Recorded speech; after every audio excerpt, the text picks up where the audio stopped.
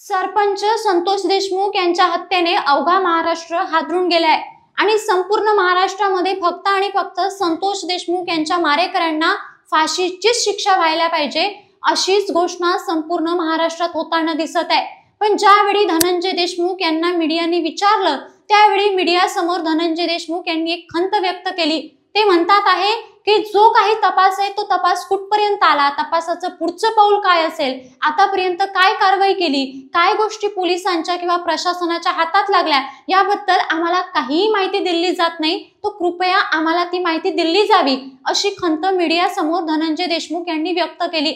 आता तपास हा त्यांच्यापर्यंत का पोहोचत नाही हा प्रश्न संपूर्ण महाराष्ट्रासमोर उभा आहे। त्याच प्रश्नाचं उत्तर या व्हिडिओच्या माध्यमातून शोधून घेण्याचा प्रयत्न करूया। नमस्कार, मी वैष्णवी आणि तुम्ही बघत आहात काहीतरी विशेष। 9 डिसेंबरला सरपंच संतोष देशमुख यांचं अपहरण करून त्यांची निर्घृणपणे हत्या करण्यात आली।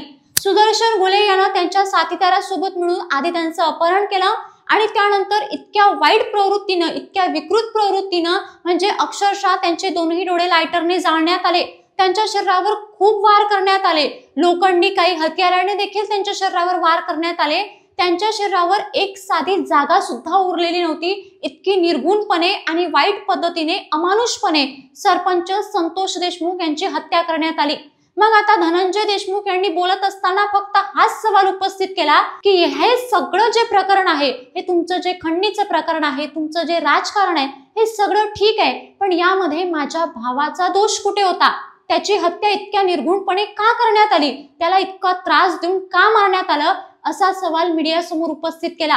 त्यानंतर कृष्णा आंधळे नावाचा आरोपी अद्यापही फरार आहे, तो पोलिसांच्या अजूनही ताब्यात आलेला नाही। मग या संबंधी धनंजय देशमुखांना ज्यावेळी मीडियाने प्रश्न विचारले त्यावेळी धनंजय देशमुख उत्तर देत आहेत की कृष्णा आंधळे हा पोलिसांना अद्यापही का सापडलेला नाही। म्हणजे सुदर्शन गुले याला पकडण्यासाठी इतके दिवस गेलेत, वाल्मिक कराड स्वतः शरण आला, त्याला पकडण्यात पोलिसांना यश आलं नाही, मग कृष्णा आंधळेला पकडण्यासाठी इतका विलंब का लागतोय? कदाचित जे काही पुरावे आहे ते पुरावे नष्ट करण्यासाठी कृष्णा आंधळे नावाचा व्यक्ती गायब आहे का? तो आरोपी गायब आहे का? आणि जर कदाचित यानं संपूर्ण पुरावे नष्ट केले तर याला सर्वस्वी जबाबदार पोलीस आणि इथलं प्रशासन आणि सरकार असेल, असाच एकंदरीत मुद्दा मीडियाशी बोलताना त्यांनी मांडला। बरं, धनंजय देशमुख तर बोललेच, पण ज्यावेळी सरपंच संतोष देशमुख यांच्या मुलीला देखील प्रश्न विचारण्यात आला त्यावेळी मुलीने सुद्धा हाच प्रश्न उपस्थित केला की जी काही कारवाई माझ्या वडिलांच्या हत्येप्रकरणी होत आहे ती कारवाई आमच्यापर्यंत वेळोवेळी पोहोचत का नाहीये? आम्हाला प्रत्येक गोष्टीची अपडेट का मिळत नाहीये? खरं तर आम्ही संपूर्ण महाराष्ट्रामध्ये फक्त वनवन यासाठी फिरतोय की फक्त आणि फक्त माझ्या वडिलांना न्याय भेटावा आणि जे काही आरोपी आहेत त्यांना शिक्षा व्हावी।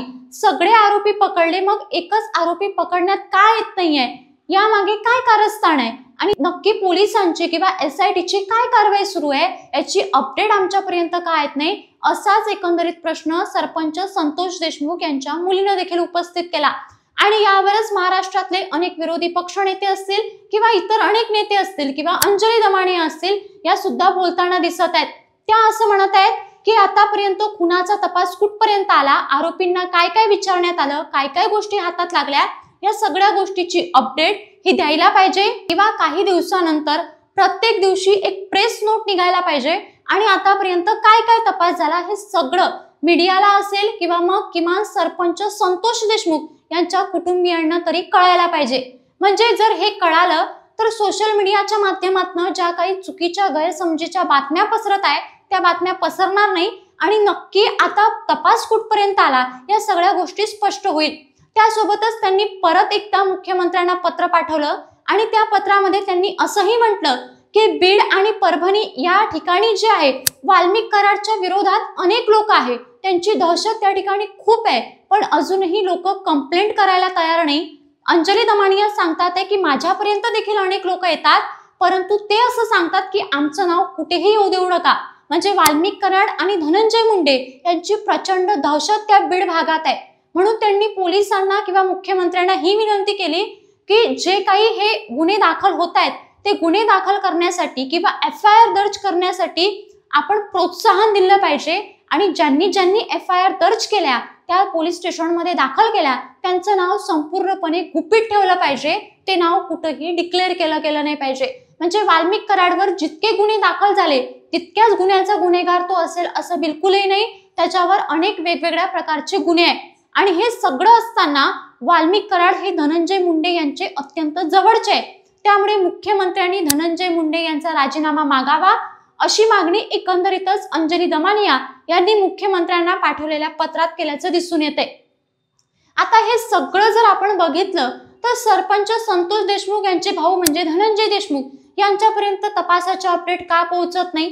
कृष्णा आंधळे अजूनही का फरार आहे? विष्णू चाटे याचा फोन अजूनही का सापडत नाही? आणि वाल्मिक कराड याच्यावर मोक्का अजूनही का लागला नाही? हे सगळे प्रश्न अजूनही जसेच्या तसेच आहे। आता या सगळ्या प्रश्नाचं उत्तर आपल्याला त्यावेळेस भेटेल ज्यावेळी पूर्ण पोलिसांची किंवा SITची चौकशी पूर्णपणे संपेल आणि एकंदरीतच संपूर्ण आरोपींना काय शिक्षा होईल हे ज्यावेळी डिक्लेअर होईल त्यावेळी या सगळ्या प्रश्नाचं उत्तर आपल्याला मिळेल। तुर्तास तुम्हाला याबद्दल नक्की काय वाटतं? वाल्मिक कराडवर मकोका लागायला पाहिजे का? सरपंच संतोष देशमुख यांचे भाऊ म्हणजे धनंजय देशमुख यांनी उपस्थित केलेला जो सवाल आहे की आमच्यापर्यंत कारवाई किंवा अपडेटेड कुठपर्यंत कारवाई झाली, कुठपर्यंत काय शोध लागला याची आमच्याकडे अपडेटेड माहिती का भेटत नाहीये, हा प्रश्न जो त्यांनी उपस्थित केला त्यांचा तो प्रश्न योग्य आहे का? त्यांच्यापर्यंत ती माहिती पोहोचायला पाहिजे का? याकडे तुम्ही कुठल्या हेतून बघता तो हेतू तुमचा स्पष्ट करा आणि सरपंच संतोष देशमुख यांच्या हत्येबद्दल तुमचं नक्की काय मत आहे हे मत सुद्धा आम्हाला कमेंट करून कळवा। आणि अशाच पद्धतीचे नवनवीन व्हिडिओ पाहण्यासाठी काहीतरी विशेष या चॅनलला सबस्क्राईब करायला विसरू नका।